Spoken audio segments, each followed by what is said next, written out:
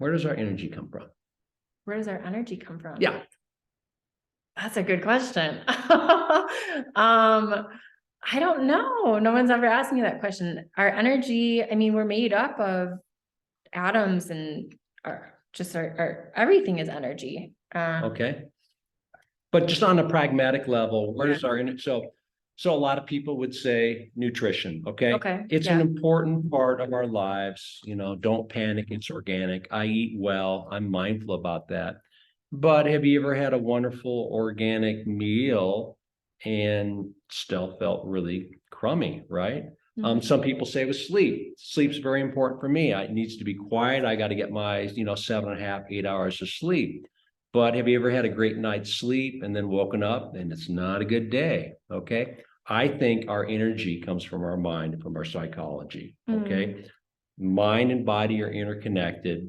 And when we're able to move trapped emotions, anger, suffering, or grief, we create better mental circulation.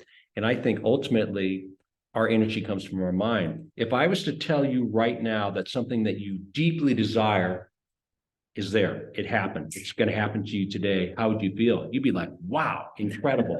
I'm doing a retreat in Hawaii for a month and they're giving me a condominium on the water, right? But Yeah. it's the psychology. It's the energy of our perspective and that connection with our mind and body. That's what I believe. I think ultimately it comes from the mind. And that's why I teach people self-mastery, how to be in the present moment, how to regulate our own emotions. The other thing that I don't do, and we're in Sedona, and some of my friends kind of do this stuff, but they'll bang a drum or burn sage and everything. And that's kind of a one-off, maybe a feel-good experience. I don't think that changes people's lives. It may, because you're in Sedona, but I'm really interested in teaching people skills, kind of like a mental health superpower, myriad of tools that they can use to regulate their own emotions, to come back to the present moment, to be grounded, to recognize nothing is good or bad, but thinking make it so.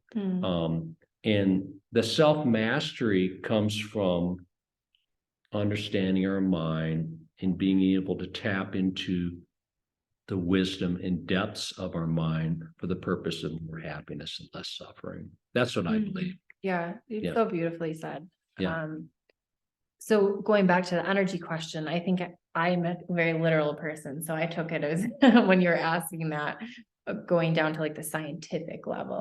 But I think there's so many different ways that you can answer that question, right? Like everything really is energy, and we're living in this quantum universe. If you go to your brain and you're saying that energy is coming from your mind, yeah, because you're, like we talked about earlier, your mind is this quantum computer. That's what it is. It's creating a reality in your own perceptions that you're seeing of everything out there. And then at a cellular level, right? Like we're drinking some Purium, getting some cellular nourishment, that's providing my body with literal energy to my cells. Going back to the dream states, there was one point in time when I was really struggling with fatigue, like extreme fatigue. I was having thyroid issues.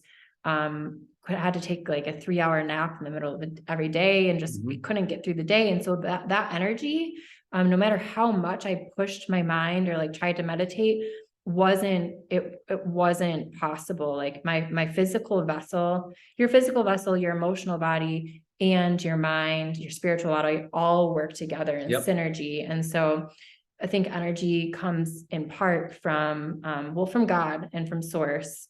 Like that's really where I get my energy and my strength from. But going to like our mind, our body, and our spiritual bodies, like how those are all connected and intertwined, because we can be doing all the meditation, breath work, and emotional like release. But then if our bodies are physically toxic, our mitochondria, which produces energy in our cells, and it helps our bodies produce ATP, which is energy. We need to have all of those things in line. So